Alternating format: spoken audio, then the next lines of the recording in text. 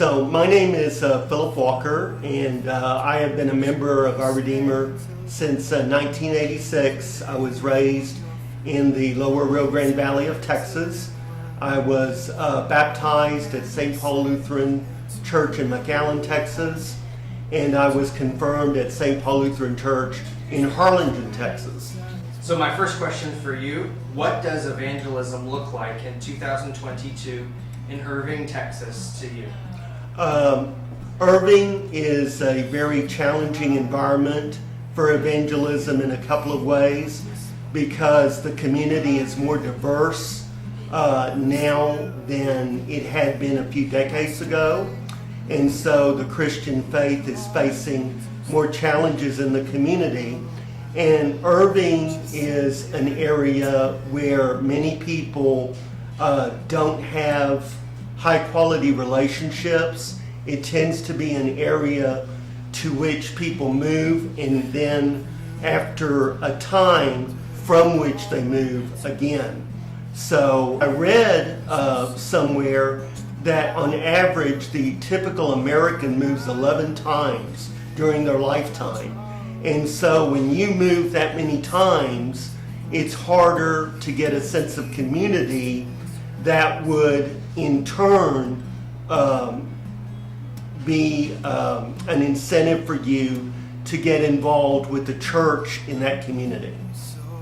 Well, when we think about the word evangelism, I think it's natural for us, especially those of us at a certain age, to think about the Billy Graham Crusades and a big production. But evangelism in my life has tended to revolve around one-on-one relationships, particularly when I was a young boy. I was friends with a former Lutheran school teacher in my neighborhood, and we talked a lot about the faith, and he got me involved teaching classes at a migrant labor camp in the valley. So I think those personal relationships are really important. We have freedom of religion in this country, and we also have a great deal of diversity, especially here in Irving.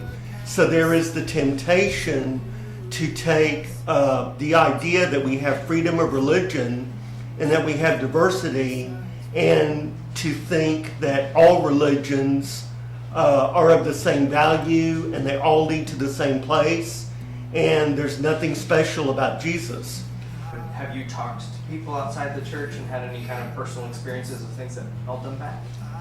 Talked to a Muslim who was a neighbor, and he was very friendly, and he said, well, we worship the same God and whatever, and on one of my less tactful moments, I told him, well, I'm sorry we don't. And the conversation didn't last much longer than that. I also told somebody at a gathering at a dinner that no, Jesus Christ is the only way to salvation, and nobody comes to the Father but by Him.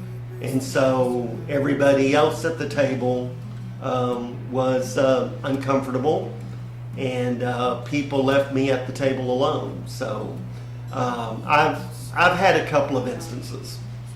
And it also helps to know that we are not into decision theology. We are not tasked with converting people. We are tasked to testify to the truth of the gospel. The Holy Spirit works conversion in people. And because of that, there's no need to feel pressure. The pressure's off. And so we can just proclaim the gospel.